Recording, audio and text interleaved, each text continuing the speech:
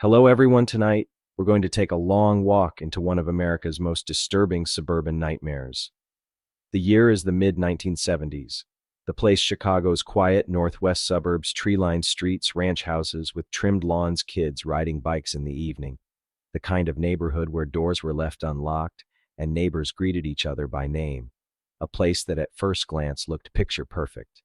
But beneath that veneer of safety, something was wrong. Boys were vanishing. They would head out to meet friends or walk home from a part-time job and never be seen again. Families filed missing person reports, but the files were thin. No ransom calls, no suspects, and the boys seemed to disappear without leaving any trace. And then the rumors started. Neighbors whispered about a smell in the air near one house, about strange late-night activity, about shadows moving when the blinds were drawn. But still, no one wanted to believe that their small-town streets could harbor such darkness. A murder mystery had occurred, but at this early stage, no one could quite connect the dots. So before you get comfortable, take a moment to like the video and subscribe if you really like what I'm doing here. And I'd love to know where you're watching from and what you do. Sometimes it's incredible to discover we've got fellow listeners just around the corner from each other. Now turn off the lights, lie back on your comfy cushions, and let's get moving tonight. Chicago in the 1970s was a city of contrasts. The Loop downtown was bustling with glass skyscrapers and corporate energy, while the suburbs stretched outward in quiet grids of cul-de-sacs and strip malls. It was in these suburbs, Norwood Park, specifically, where families raised their children with the idea that the worst dangers were far away, deep in the city. But history has a cruel way of mocking our sense of safety. Because in Norwood Park, young men began to vanish. One of the earliest was a teenage boy, only 15, last seen leaving a pharmacy after applying for a summer job. His parents thought he'd simply stayed over at a friend's place. By the time they realized something was wrong, he was gone without a trace. Weeks later, another boy disappeared after a late-night trip home, then another and another. At first, the police treated these cases as runaways. In the 1970s, the idea of rebellious teens leaving home for adventure was common in police reports. The missing were often chalked up to domestic disputes, drugs, or a desire for independence. It seemed easier to assume they'd left voluntarily than to consider the possibility of a predator lurking nearby. But the numbers began to stack up. Neighbors noticed empty bikes left leaning against trees, bedrooms left untouched with belongings still neatly folded. Families insisted their boys would never run away. Something else was happening. A historical fact worth remembering: the 1970s in America saw a rise in awareness of serial crime. The FBI's behavioral science unit was only just being formed, and the term serial killer hadn't even entered common vocabulary yet. Investigators didn't have the language or the systems we take for granted today. That's why so many of these early disappearances slipped through the cracks. The strangest detail during those first vanishings was the total lack of evidence. No ransom notes, no witnesses, no blood, no bodies, just absence. An empty seat at the dinner table, a clock ticking in a bedroom where no one slept anymore. Still, parents kept pressing the police, and gradually a disturbing pattern began to emerge. Several of the boys who vanished had last been seen near the same area, close to a construction company owned by a man named Wayne Gacy. But at this point, he was just another friendly face in the community, a businessman, a neighbor, a man who wore clown makeup at charity events to entertain kids. And that's where our story really begins. To understand how Wayne Gacy could commit such terrible crimes in the middle of a seemingly ordinary neighborhood, you have to understand the mask he wore. On the surface, Gacy was the last person anyone would suspect. Born in 1942, he had the kind of biography that didn't raise red flags. He was a small business owner running a successful construction company.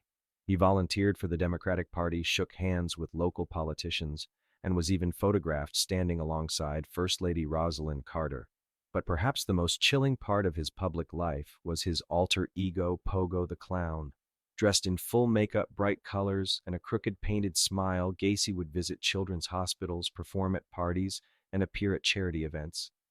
To many parents, he was the embodiment of community spirit, a neighborly clown bringing laughter where it was needed most.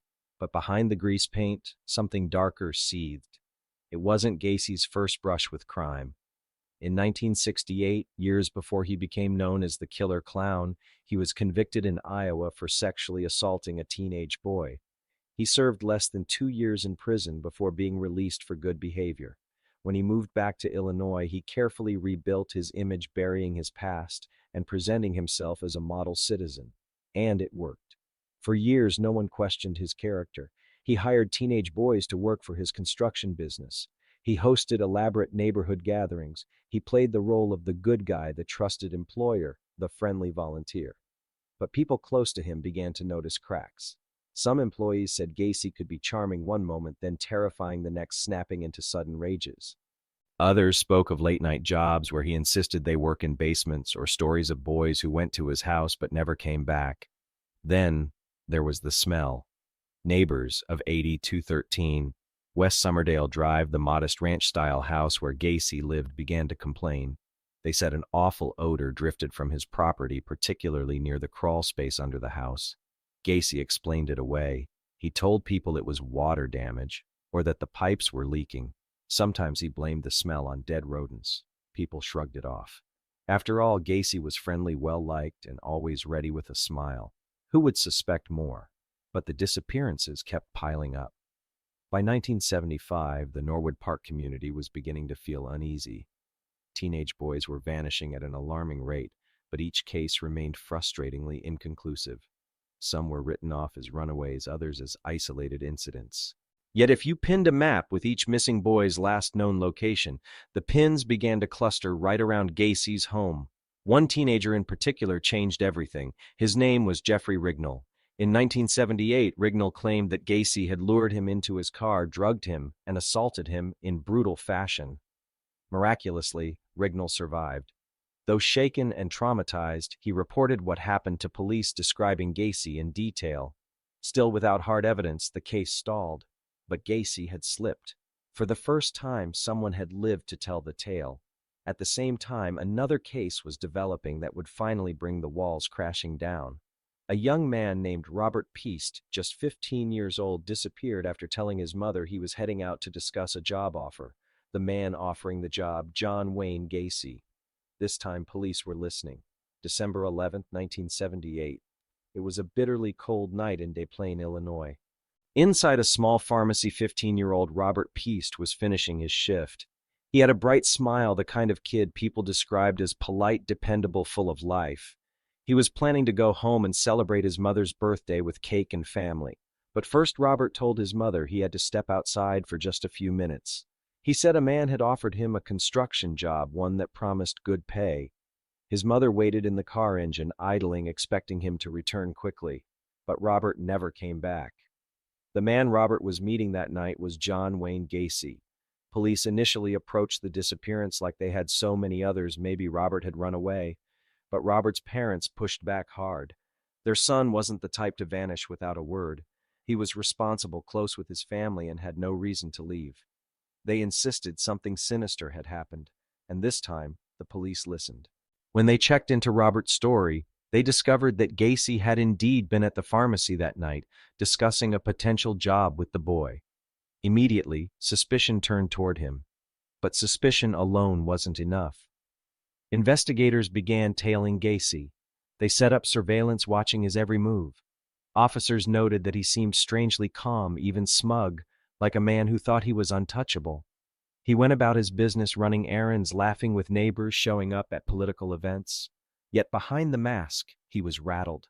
Detectives dug deeper into Gacy's background and uncovered a troubling history: the prior conviction in Iowa for sexual assault, the pattern of hiring teenage boys, the constant whispers of runaways linked to his home. Suddenly, Robert Peast's disappearance didn't look like an isolated case. It looked like the tip of a very dark iceberg. Meanwhile, Gacy made mistakes. He couldn't help himself. Surveillance officers reported that he openly taunted them, waving cheerfully from his car, offering them coffee, even trying to invite them into his house. But beneath his show of confidence, he was cracking. The real break came when police obtained a search warrant for his home. At first, it wasn't enough to bring him down. The search turned up oddities like a set of handcuffs, a receipt linked to the pharmacy where Robert disappeared, and a strange smell that lingered in the air. but still there was no body. Investigators and detectives are still debating whether it was arrogance or panic that led Gacy to spiral in those final days. Friends said he began drinking heavily, rambling about his double life. Some reported he confessed to random people as if daring the world to catch him. Finally, on December 21st, 1978, police returned with a second warrant. This time they were ready to look where they hadn't looked before, beneath the house. Crawling under Gacy's modest ranch home, officers were hit with an unmistakable odor. Not sewage, not rodents, something far worse. The earth was disturbed loose in patches as if it had been dug and filled again and again. As shovels struck the dirt, the truth began to surface. What investigators found would horrify not only the small town of Des Plaines, but the entire nation. The crawl space beneath 88213 West Summerdale Avenue was barely 3 feet high, a dark, suffocating cavity of earth and shadows. Investigators had expected maybe one body, perhaps Robert Peast, the missing boy they were desperately searching for. What they found instead was something that even hardened detectives would never forget. The first shovel broke through the dirt, and within minutes the unmistakable stench of human decomposition filled the air. One officer would later describe it as a smell that seeps into your clothes and never leaves. They uncovered fragments of human bone, then the outline of a body curled and pressed into the soil as if hidden in a hurry, and then another, and another. The crawl space was not a storage area, it was a graveyard. By the time authorities finished their grim excavation, they had recovered 29 bodies from beneath the house. 4 more were found discarded elsewhere, bringing the final tally to 33 victims. Boys and young men, some as young as 14, others in their early 20s.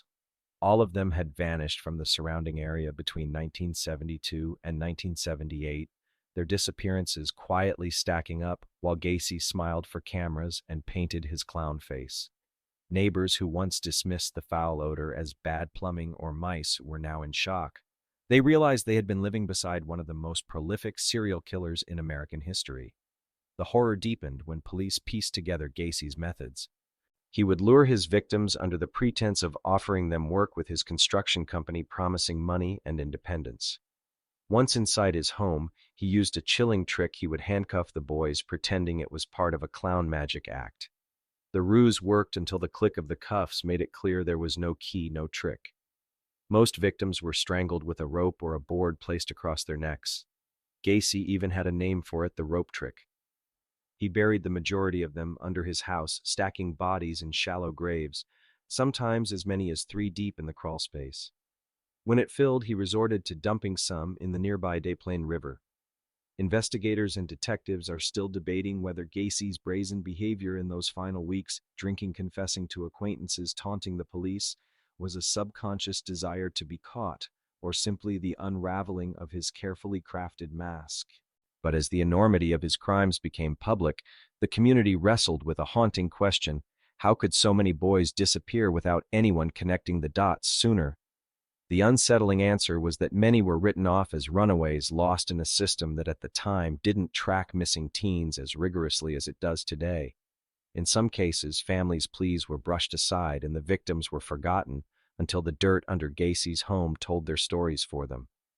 When the final body was counted, the narrative of Pogo, the clown, transformed from light-hearted entertainer to monstrous predator. The nation, glued to their television sets, struggled to comprehend how a man could attend political dinners by day and dig shallow graves by night. And as the trial approached, the question shifted from what he did to why he did it. The world now knew the scale of John Wayne Gacy's crimes. The cheerful neighborhood clown was exposed as a man who had buried dozens of boys under his home. But the question that lingered like smoke no one could clear was why. When Gacy was arrested in December 1978, he confessed almost casually. To detectives, he spoke of 29 bodies like he was rattling off construction materials. In one chilling moment, he said, "You know, clowns can get away with murder." But when the case reached trial, his tone changed. Gacy pleaded not guilty by reason of insanity. His lawyers painted him as a man torn apart by multiple personalities, unable to control the darker half of himself. They claimed that Pogo the Clown was one persona, Jack Hanley another, each with different motives, each disconnected from reality. The defense strategy shocked many, but it wasn't unheard of. The 1970s had seen a rise in public attention to multiple personality disorder. Gacy's lawyers leaned heavily on that trend, suggesting he wasn't a cold-blooded killer, but a fractured soul lost in his own head. The prosecution, however, tore through that narrative. They presented Gacy as meticulous, calculating, and deliberate. He ran a business, maintained relationships, attended political events, and covered his tracks for years. He used contracts to lure victims' handcuffs, to trap them lime and dirt to mask their remains. These weren't the acts of a man unaware of reality. These were the choices of someone who knew exactly what he was doing. The trial, which began in February 1980, captivated America. Survivors like Jeffrey Rignall took the stand, describing in harrowing detail how Gacy had lured, tortured, and released them. Families of the victims filled the courtroom, clutching photographs of boys who never came home. And then there were the physical exhibits, the rope used in Gacy's so-called rope trick, the handcuffs, the items taken from his victims. Each piece laid bare the machinery of horror that Gacy had engineered in his suburban home. A legitimate historical fact often tied into the case is that this trial was one of the first in Illinois to allow jurors to be sequestered for months due to the overwhelming media coverage. Every headline screamed about the killer clown, every television anchor warned parents about the monster next door. But one detail stood out, an unusual twist. Gacy himself began painting clowns in jail. He created dozens of artworks featuring Pogo, sometimes grinning, sometimes grotesque. To some, it was evidence of his fractured psyche. To others, it was proof of his arrogance, his way of mocking the world that finally caught him. Even today, debates rage over whether these paintings should be destroyed, auctioned, or preserved as grim artifacts of true crime history. Investigators and detectives are still debating whether Gacy's insanity plea was a desperate legal tactic or whether there truly was a fractured mind behind the grease paint. But for the jury, the decision was clear. After just a few hours of deliberation, they returned with a verdict guilty on all 33 counts of murder. The courtroom erupted, some in tears, others in relief. The mask was off. The clown had been unmasked for what he truly was, and the sentence, death. Gacy would sit on death row for 14 years, becoming one of the most infamous inmates in American history. But even behind bars, he never stopped trying to twist the narrative. Death row didn't silence John Wayne Gacy, it gave him a stage. Locked inside Menard Correctional Center in Chester, Illinois, Gacy became both prisoner and performer. He granted interviews, painted dozens of pictures of clowns, and even spoke about his crimes as though they were someone else's story. He smirked, joked, and tried to charm the media as if the mask of Pogo still clung to his face. Gacy's paintings became infamous in their own right. He painted himself as Pogo the Clown, as if mocking the world's horror. Some canvases showed cheerful circus scenes, while others had darker undertones, distorted faces, eerie figures. Collectors began buying these works, sometimes for thousands of dollars, sparking furious debate. Should the art of a murderer be sold? Was it memorabilia or a grotesque glorification? Families of the victims often called for the paintings to be destroyed, while others argued they were historical artifacts of America's darkest crimes. But Gacy himself didn't seem to care. He bragged about the money. He laughed at the attention, and when pressed on the murders, he often deflected. At times, he insisted he was innocent. At other times, he admitted to killings, but blamed them on someone else inside him. One infamous line from his interviews still chills people today. "I've killed 33 people and you can't prove a damn one of them." It was arrogance distilled into words. The reality was that Gacy never expressed true remorse. He minimized his crimes, twisted facts, and shifted blame. He suggested that many of his victims were street kids who wouldn't be missed. To investigators and prosecutors, this wasn't the voice of a fractured mind, but of a manipulator who thrived on control even in captivity. A strange historical detail adds to the unease. While on death row, Gacy began receiving fan letters. People wrote to him, some out of morbid curiosity, others out of fascination with his dual life as killer and clown. It was a dark reflection of how serial killers, despite their monstrosity, could attract a cult following. Meanwhile, appeals dragged on for more than a decade. Gacy's lawyers argued procedural errors, ineffective counsel, and even tried to resurrect the insanity defense. Each time the courts rejected them. Illinois was determined Gacy would die by lethal injection. As his execution date drew closer, Gacy ramped up his defiance. In final interviews, he claimed he was the victim of a conspiracy. He accused the police of framing him, the courts of railroading him, the media of sensationalizing him. It was as though he believed he could still rewrite the ending of his story. But the evidence, the crawl space, the bodies, the families spoke louder than his words. On May 10, 1994, after 14 years on death row, John Wayne Gacy's time ran out. Crowds gathered outside the prison, some holding signs with the names of the victims, others demanding justice. News cameras broadcast live, capturing every moment of anticipation. Inside, Gacy ate his final meal: fried chicken, a dozen fried shrimp, French fries, fresh strawberries, and a Diet Coke. A feast both ordinary and grotesque, chosen by a man who had spent years treating life with contempt. And just before the lethal injection was administered, Gacy offered his final words. Short, brutal, unrepentant. Kiss my ass. The news of John Wayne Gacy's execution spread quickly on May 10, 1994. For many, it was a moment of closure. A monster had finally been erased, but for others, the wound was far too deep to heal with a needle. Outside the prison that night, the atmosphere was surreal. Hundreds of people gathered, chanting, waving signs, some celebrating, others protesting. One group even handed out novelty buttons that read, "No tears for the clown." On the other side, anti-death penalty activists held candles, reminding the crowd that while Gacy's crimes were unspeakable, state-sanctioned execution carried its own moral weight. Inside the prison, families of victims sat together, some weeping, some sitting in stony silence. For them, the execution wasn't about celebration.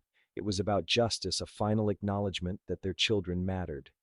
Yet even in this moment of reckoning, the absence of their loved ones was louder than the sound of justice. In Des Plaines and across Illinois, communities that had been haunted for decades tried to process the ending. Schools revisited the missing persons cases, teaching students about the importance of reporting suspicions. Law enforcement agencies re-examined how they handled missing teens, acknowledging that dismissing runaways had allowed Gacy to operate in the shadows for so long. One legitimate historical fact that emerged in the aftermath was how Gacy's case directly influenced changes in how missing children were tracked in the U.S. The National Center for Missing and Exploited Children, founded in 1984, often cited cases like Gacy's as proof of why nationwide databases and rapid response systems were necessary. Meanwhile, an unusual and disturbing detail surfaced: some of Gacy's paintings were sold at auction after his death. A few were purchased only to be burned in public bonfires, a symbolic cleansing. Others wound up in private collections, fueling ongoing debates about whether profiting from a killer's art was ethical or exploitative. Investigators and detectives are still debating whether Gacy could have had additional victims beyond the 33 confirmed. Some evidence suggests there may have been others buried elsewhere, or even accomplices who knew more than they admitted. To this day, DNA testing continues on unidentified remains, and cold case investigators occasionally return to the files, wondering if the full truth has ever been revealed. Forensic psychologists, too, continue to analyze Gacy's psyche. Was he a pure sociopath driven by power, lust, and cruelty, or was there truly a fractured mind hidden behind layers of denial and manipulation? The debate lingers because while Gacy was executed, the why of his crimes remains as elusive as ever. But one fact was undeniable: Gacy had permanently scarred the American imagination. The image of the clown, once a harmless figure of childhood fun, would never be the same. The words "killer clown" became a cultural curse, a reminder that evil often wears a smile. And yet, as the cameras turned away and the prison gates closed, life moved forward. Families carried their grief in silence. Survivors carried their scars. The world filed Gacy away as a dark chapter in criminal history. But every now and then, when a circus came to town, or when another child vanished, his shadow returned, whispering that sometimes the monsters aren't strangers in the woods. Sometimes they live next door, waving at you from their front porch, dressed as a clown. In the years after John Wayne Gacy's execution, his case didn't fade quietly into the past. It embedded itself deep into American culture. The phrase "killer clown" became more than a nickname. It became a symbol of hidden evil, of the smiling mask that hides the predator beneath. Hollywood took notice. Documentaries, TV specials, and books flooded the market. Crime authors dissected every detail, from his childhood beatings at the hands of his father to his calculated charm as a community volunteer. Television networks replayed footage of his trial, his grinning mugshots, and even interviews where he toyed with reporters. Each retelling reminded viewers that the man once trusted to entertain children had turned his clown makeup into camouflage for horror. But beyond the media, Gacy's crimes had real ripple effects. Law enforcement agencies across the United States began re-examining how they tracked missing children. Before the 1980s, many teens who vanished were dismissed as runaways, their cases not taken seriously until months later. The tragedy of Gacy's victims, many of whom were written off in exactly this way, helped push reforms. The creation of the National Crime Information Center's Missing Persons File and the National Center for Missing and Exploited Children were direct results of a growing recognition children couldn't simply vanish without immediate action. There was also the rise of victim advocacy groups. Parents of the murdered boys spoke publicly, sometimes reluctantly, but always with one purpose: to make sure their sons weren't forgotten. They demanded better protections, better communication between states, and better accountability for predators who slipped through the cracks like Gacy had after his first conviction in Iowa. Still, strange details kept the story alive. Some of Gacy's victims remained unidentified for decades, their remains buried under the John Doe label. In 2011, Cook County investigators reopened efforts to match DNA from Gacy's victims with families of missing boys. And they succeeded, identifying some of the lost names that had haunted police files for years. The process revealed another layer of heartbreak. Families who had spent decades searching finally had an answer, though one that came far too late. There's also an unusual footnote in history. Gacy's brain was preserved after his execution, handed to researchers to study whether abnormalities might explain his actions. To this day, neuroscientists debate whether anything inside his biology can account for the darkness of his crimes. Some argue there's no brain scan that can show pure evil. Others wonder if hidden damage or disorder may have played a role. Investigators and detectives are still debating whether Gacy acted completely alone. While no accomplices were ever proven, certain witnesses over the years suggested that others may have known or at least suspected what he was doing. It's one of those questions that true crime obsessives still argue about late at night, because so much about Gacy's dual life strains belief. But if there's one cultural shift his case cemented, it's this: the clown stopped being funny. For decades after Gacy, clowns in pop culture transformed. Stephen King's It introduced Pennywise in 1986, a grinning nightmare who preyed on children, clearly echoing Gacy's shadow. Horror films adopted clowns as villains, stripping them of innocence. Even circuses began to lose their luster as parents eyed clowns with suspicion rather than laughter. It's hard to overstate how much one man warped an entire cultural symbol.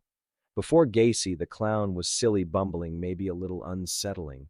After Gacy, the clown became a mask for death. And yet what chills most isn't the clown costume, it's the ordinary man beneath it: the neighbor who hosted barbecues, the volunteer who shook politicians' hands, the business owner who gave teenagers work. Because the lesson of Gacy is that evil doesn't always lurk in shadows. Sometimes it wears a smile, shakes your hand, and makes balloon animals for your children. For decades after Gacy's execution, one haunting question remained: who were all of his victims? When police uncovered the crawlspace beneath 8213 West Summerdale Avenue, they found 29 bodies in various states of decomposition. Later searches revealed additional remains in the backyard and the nearby Des Plaines River. 33 victims in total. But in 1978, identification was primitive. There were no rapid DNA tests, no centralized missing persons databases, and no national reporting systems for runaway teens. Many of the boys were buried anonymously, labeled as John Doe. Families across the Midwest lived with uncertainty, not knowing if their missing son was one of Gacy's or still out there somewhere. It would take decades and the persistence of cold case detectives to finally restore some of those names. In 2011, Cook County Sheriff Tom Dart ordered the exhumation of 8 unidentified Gacy victims. DNA samples were taken and uploaded into a national database. then compared with families who had reported missing boys from the 1970s. One by one, long-forgotten cases began to align. The first breakthrough came with William George Bundy, a 19-year-old construction worker who disappeared in 1976 after telling his parents he was heading to a party. His remains buried under Gacy's crawlspace were identified through DNA, ending a mystery that had haunted his family for 35 years. Soon after, more names followed. James "Jimmy" Hawkinson, a 16-year-old from Minnesota, identified in 2017 after his nephew submitted DNA. His mother had died, never knowing his fate, but his family finally received closure. Each identification carried a double edge, the relief of answers mixed with the anguish of confirmation. Families who had once clung to hope now faced the reality that their sons had fallen into Gacy's trap. But the renewed investigation also brought surprises. When Sheriff Dart asked families of missing teens to submit DNA, the effort uncovered other cold cases entirely unrelated to Gacy. Families who had long assumed their sons were among Gacy's victims learned that their boys had died elsewhere, sometimes murdered by different predators, sometimes lost in tragic accidents. In a grim way, Gacy's legacy helped solve cases far beyond his own. And then there's the eerie possibility that not all of Gacy's victims have been found. Some investigators believe he may have killed more than 33 young men. During interrogations, Gacy hinted at additional crimes, sometimes laughing, sometimes growing cagey. Excavations of his property found the crawlspace filled to capacity, suggesting that if he continued killing, he may have disposed of bodies elsewhere. In 2012, investigators searched a property once connected to Gacy, looking for new graves. Nothing was found, but the suspicion lingers. Was 33 the real number, or simply the total recovered? The continuing search for answers highlights just how extraordinary this case remains. Decades after his execution, new leads still emerge, new families still step forward, and new technology sheds light where once there was only darkness. Forensic science has advanced enormously because of cases like Gacy's. Today, missing persons reports are logged instantly into national databases. DNA can be extracted from the smallest bone fragments, allowing for identifications once thought impossible. And cold cases are routinely revisited, ensuring that victims, no matter how much time has passed, are never completely forgotten. In that sense, the final chapter of the Gacy case isn't finished. Each year, detectives and forensic genealogists work quietly behind the scenes, hoping to put names to the remaining unidentified victims. Each new breakthrough restores dignity to the lost piece by piece, dismantling the anonymity that Gacy forced upon them. And through it all, the shadow of the killer clown looms, a reminder not only of the horror he inflicted, but of the resilience of those determined to expose the truth even decades later. Because while John Wayne Gacy took lives, he could never erase their stories. When the trial of John Wayne Gacy opened in February 1980, the world was watching. By then, the number 33 had become burned into America's consciousness. 33 young men and boys murdered by a man who had once charmed his neighbors, entertained children in costume, and posed for photographs with city officials. The trial wasn't just about one man's crimes. It was about the face of evil hiding in plain sight. Inside the Cook County courtroom, the atmosphere was thick with unease. Survivors, family members, reporters, and curious locals filled the gallery each day, eager to see the man who had become known as the Killer Clown. Some described him as bloated and smug. Others noted how he sometimes smirked at the attention, as if reveling in his own notoriety. Gacy's defense team, led by public defenders, attempted a bold and controversial strategy: insanity. They argued that Gacy was not in control of his actions, that he suffered from dissociative identity disorder, and that an alternate personality, his so-called Jack Hanley side, was responsible for the killings. They painted him as a man at war with himself, one persona, the civic-minded contractor, the other, a predatory monster. But prosecutors weren't buying it. Led by William Kunkel, the prosecution methodically dismantled the defense's argument, presenting evidence of careful planning, concealment, and methodical disposal. They showed how Gacy dug trenches in his crawlspace years in advance, creating a gruesome blueprint for where his victims would lie. Survivors took the stand, recounting how Gacy lured them in with promises of jobs, drugs, or parties, only to overpower them with handcuffs he tricked them into wearing under the guise of a magic trick. These testimonies sent chills through the courtroom, each detail pulling the jury deeper into the nightmare. One of the most unforgettable moments came when jurors were shown photographs of Gacy dressed as Pogo the Clown. Against the backdrop of murder, the painted smile took on a grotesque new meaning. What once was meant to entertain children now seemed like a mask of death. The prosecution drove home their point. This was no madman out of control. This was a calculating predator who knew what he was doing. He hid his crimes from his wife, lied to his employees, buried bodies in secret. When the crawl space grew full, he moved to the river. Those weren't the actions of insanity. They were the decisions of someone fully aware. Historically, insanity defenses rarely succeeded, and in Gacy's case, the evidence was overwhelming. In March 1980, after weeks of testimony and 7 hours of deliberation, the jury returned its verdict guilty on all counts of murder, sexual assault, and indecent liberties with a child. The sentence was swift and merciless death, 12 times over. For families of the victims, the verdict brought some measure of justice. Yet even then, justice felt complicated. No sentence could restore the lives stolen or undo the years of terror buried in that crawl space. For some parents, the trial was the first time they learned the exact details of their son's suffering, details that would haunt them forever. And still, the fascination with Gacy grew. He wasn't just a killer, he became a symbol of the darkness that could lurk behind the most ordinary of faces. Reporters dubbed him the nation's most prolific killer, though in truth America had seen others with even higher victim counts. But none carried the same contradiction: a clown costume, a handshake, a family barbecue, and beneath it all, horror. Investigators and psychologists still debate whether Gacy truly fit the profile of a psychopath or whether his pathology was more complex. Was his clown persona a mask for his crimes or simply a twisted coincidence?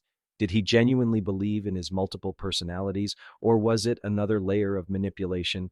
The jury didn't wrestle with those questions. They had seen enough. For them, the facts spoke louder than any theory. The trial closed a chapter, but it also opened a new one: nearly 14 years of appeals, death row interviews, and continued media frenzy. Gacy wasn't done with the spotlight, and the world wasn't done with him. Because for John Wayne Gacy, the courtroom was just the beginning of his afterlife as one of the most infamous serial killers in American history. Life on death row is supposed to strip away power, but in John Wayne Gacy's case, it became just another stage. After the guilty verdict in 1980, Gacy was sent to Menard Correctional Center in Chester, Illinois, where he would spend the next 14 years awaiting execution. For most inmates, death row is isolation, silence, and the slow erosion of time. But for Gacy, it was an opportunity. He gave interviews, granted media access, and even produced artwork that would sell for thousands. The irony wasn't lost on anyone. A man who had buried young men in his crawl space was now painting clowns, Disney characters, and skulls from behind prison walls. Some collectors paid obscene sums for his work, while others burned the paintings in public bonfires, trying to erase the stain of his name. Gacy leaned into the notoriety. In interviews, he alternated between denial and bravado. At times, he flatly insisted he was innocent, that the murders had been committed by employees or by some fabricated accomplice. At other times, he toyed with reporters, offering half-truths and twisted jokes. One chilling exchange had him saying, "I should never have been convicted of anything more serious than running a cemetery without a license." The statement wasn't just cruel, it was calculated. By reducing his murders to a cemetery, he showed how little remorse he felt, how his narcissism still reigned. But while Gacy basked in the attention, families of his victims lived with the weight of his contradictions. Every time he denied his guilt, it reopened wounds. Every time his paintings hit the news, it felt like a slap in the face. One parent remarked, "He's profiting from death even now. He won't let our children rest." Death row psychologists tried to untangle the knot of his personality. Was he a classic sociopath incapable of empathy? Or was there something deeper: childhood abuse, repressed sexuality, a desperate need for control? The debate continues even now. Some argue that his clown persona reflected a dissociative break, while others insist it was just a mask, nothing more than costume and paint. Investigators and academics are still debating whether Gacy's two selves theory holds any real weight. Meanwhile, Gacy's appeals stretched on. He filed motion after motion arguing improper procedures, ineffective counsel, and violations of his constitutional rights. None succeeded, but the process dragged out the inevitable, forcing families to relive their loss each time his name appeared in the headlines. Yet perhaps the most bizarre twist came not in his appeals but in his art. Gacy's clown paintings became the focus of macabre fascination. They were displayed in galleries, sold at auctions, even collected by celebrities. To some, they were grotesque relics, the equivalent of a killer's trophy. To others, they represented a glimpse into the fractured psyche of a murderer, proof that even behind bars he was still performing. But the truth is simpler. Gacy understood control. And as long as people were buying, interviewing, and watching, he still had it. By the early 1990s, the appeals had run their course. The Illinois Supreme Court upheld the death sentence, and in 1994, an execution date was set. Gacy's final years were marked by a strange mix of defiance and routine. He played cards with other inmates, drew pictures, and occasionally spoke to college students studying criminal psychology. He was still the center of attention even in the shadows of death row. The stage was set for his final act, and in typical Gacy fashion, he wouldn't leave quietly. Because when the state of Illinois prepared the lethal injection chamber for May 1994, John Wayne Gacy was determined to make his last words unforgettable. The night of May 9, 1994, brought an eerie electricity to Illinois. Word spread quickly. John Wayne Gacy's execution was scheduled for just after midnight. After nearly 14 years on death row, the killer clown would finally face the end.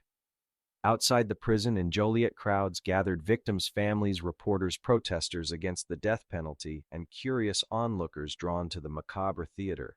Vendors even sold T-shirts and pins reading "No Tears for the Clown."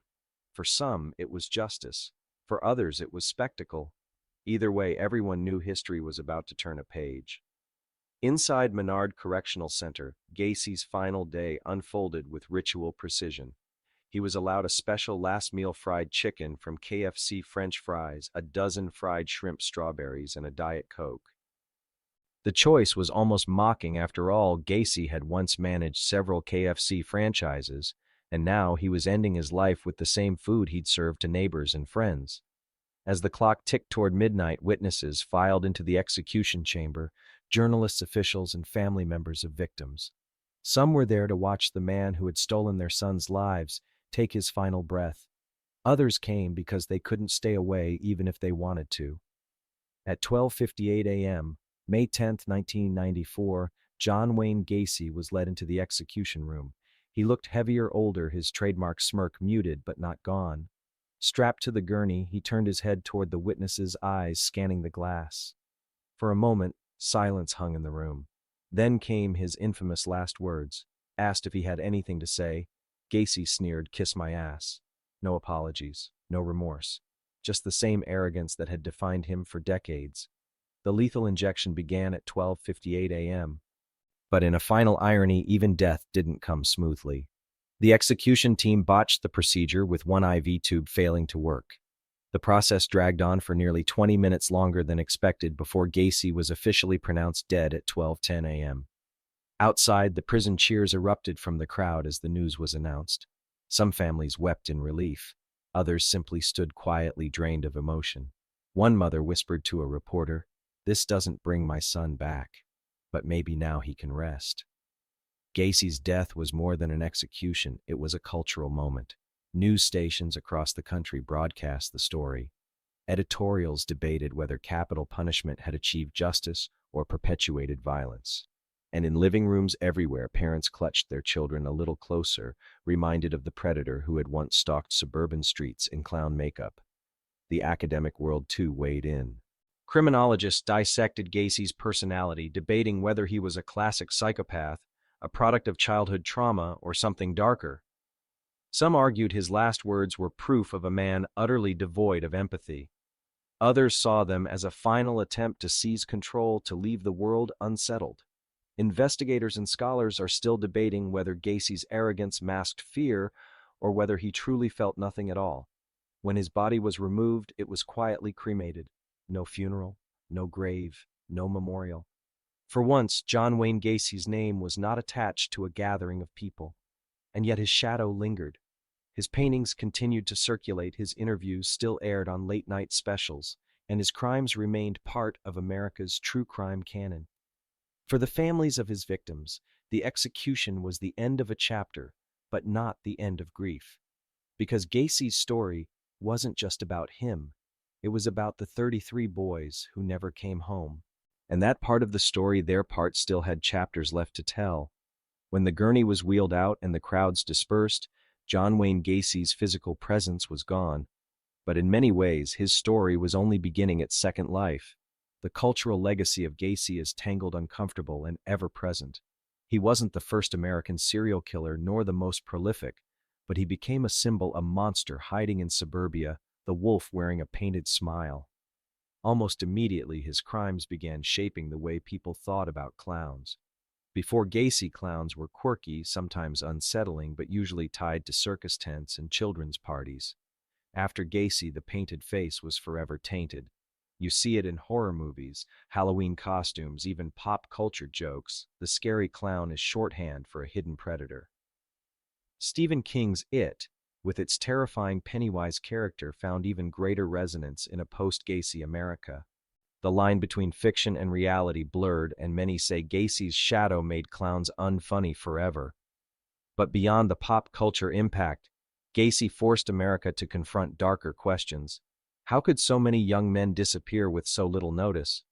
Why did it take so long for police to connect the dots? And how could someone so ordinary, a contractor, a community volunteer, even a children's entertainer, harbor such extraordinary violence? Criminologists have debated those questions for decades. Some argue that Gacy was a textbook psychopath born without empathy. Others suggest his childhood and abusive father, feelings of inadequacy, repressed sexuality warped him into what he became. Investigators and psychologists are still debating whether his clown persona was symbolic of duality or simply coincidence. Did the makeup allow him to play both roles, neighborly entertainer by day, predator by night? Or was the clown just camouflage, an afterthought in a much larger pathology? Meanwhile, the families of the victims fought for their sons' legacies to be remembered beyond Gacy's name. For years, the killer overshadowed them in headlines and books. But slowly, through documentaries and DNA identifications, the boys have begun to reclaim their stories. Memorials have been established, anniversaries honored, and faces restored to names once lost, as John does. The Gacy case also reshaped law enforcement. In the wake of his crimes, missing persons protocols changed. Families no longer had to wait 24 or 48 hours before reporting a disappearance, especially for minors. National databases expanded, DNA became a standard tool, and police grew more aware of patterns among vulnerable populations like runaway teens. In a grim way, Gacy's murders accelerated the modernization of investigative practices. But perhaps the most unsettling legacy is how Gacy himself fed off his infamy. Even in death, he managed to stay in the spotlight. His paintings circulated, his last words made headlines, his name slipped into pop culture shorthand, and each time his story is told, he remains visible. That raises uncomfortable questions when we retell his crimes. Do we preserve the victim's memory, or do we risk amplifying the killer's voice again? That tension is why Gacy's story lingers. It's not just about what he did, it's about what he represents. The banality of evil, the mask of normalcy, the terror that could live in the house next door. Even now, decades later, documentaries, podcasts, and true crime shows revisit the case. Some focus on the investigation, others on the psychology, and some on the survivors who escaped him. And each retelling pulls in new audiences, reminding us of a man who should never have been able to do what he did, and yet somehow did. One historian put it this way: every generation rediscovers Gacy, not because we want to, but because he represents the fear that never goes away, that evil looks ordinary until it's too late. And that's the haunting truth. John Wayne Gacy may be dead, but the mystery of his shadow, the unanswered questions, the lingering cultural unease, still walks among us. John Wayne Gacy was executed in 1994, yet even now his case refuses to close. For all the evidence, the trial, and the confessions, there are still shadows, unanswered questions that gnaw at investigators, historians, and families. The first and most persistent question, were there more victims? 33 bodies were officially tied to Gacy, but several factors suggest the number might be higher. His crawlspace held as many as it could, tightly packed and organized. When it filled, he began dumping bodies in the Des Plaines River. Police only found a handful there. How many more could have drifted away, lost to current and time?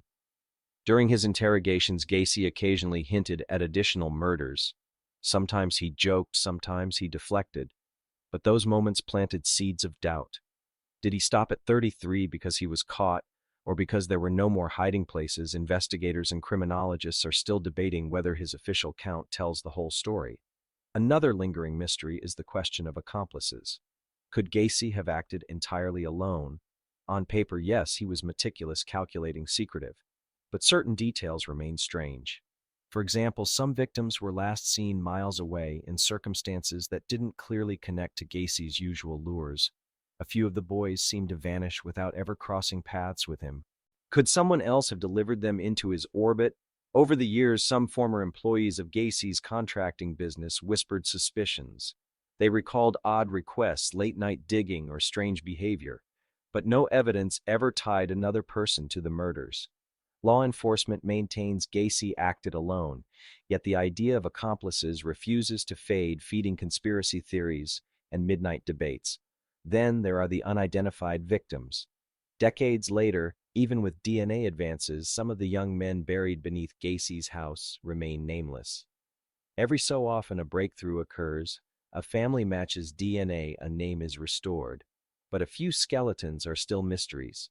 For families of missing boys from the 1970s, the question lingers painfully, could he be ours? One of the strangest twists is how the investigation into unidentified remains has solved other mysteries. When Cook County Sheriff Tom Dart reopened the case in 2011, families submitted DNA samples hoping for closure. Instead, some discovered their loved ones weren't Gacy's victims at all. They had died in unrelated tragedies. In a macabre way, Gacy's shadow solved mysteries he didn't create. There's also the debate about why Gacy kept trophies. Police found personal items belonging to victims, watches, jewelry, and other belongings stashed away. Did he keep them as reminders or simply forget to dispose of them? Some psychologists argue trophies were his way of reliving the crime. Others suggest they reflected arrogance, proof he could collect lives the way others collect objects. Investigators are still debating whether his trophies were ritualistic or opportunistic. And finally, the question of Gacy's true psychology. Was he merely a psychopath devoid of empathy, or was he something more complex, a man shaped by abuse, repression, and rage? His clown persona, pogo in patches, still invites interpretation. Was it a mask, a dissociative alter ego, or simply an act of showmanship gone wrong? Scholars disagree, and perhaps always will. These lingering questions keep the Gacy case alive long after his death.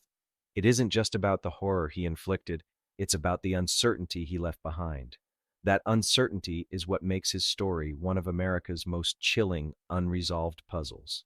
Because even though the killer is gone, the echoes of his crime still whisper, was there more?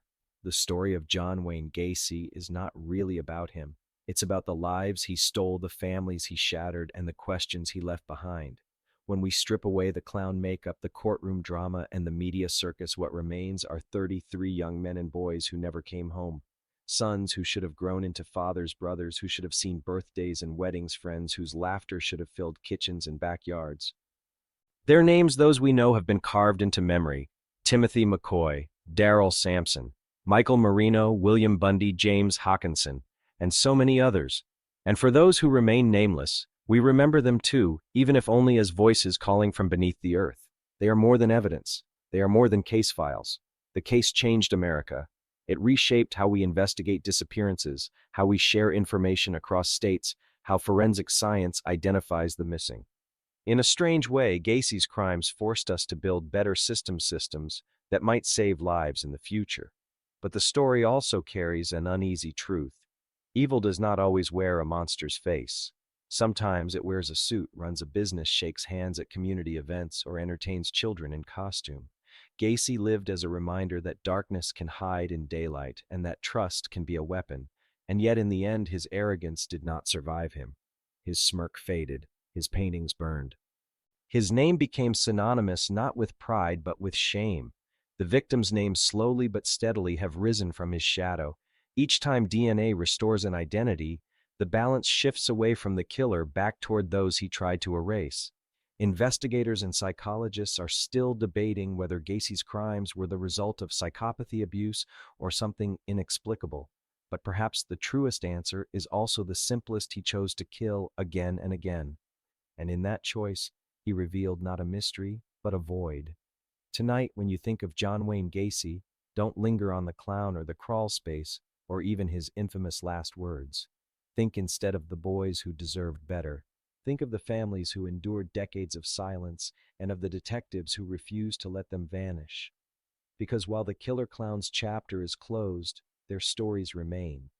And remembering them is the only way to keep the silence from swallowing everything. So here we are at the end of one of the darkest journeys we've taken together.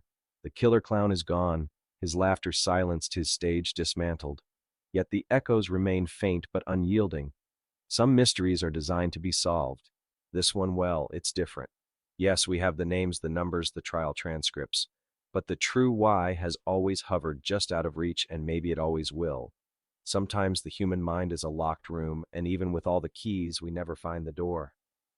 Still, there is comfort in knowing that the story did not end with him. The science that unmasked his victims continues to work for others. Families still waiting for answers might one day hear a knock at the door, a detective holding out the truth they thought would never come. And in that sense, Gacy's case becomes more than horror.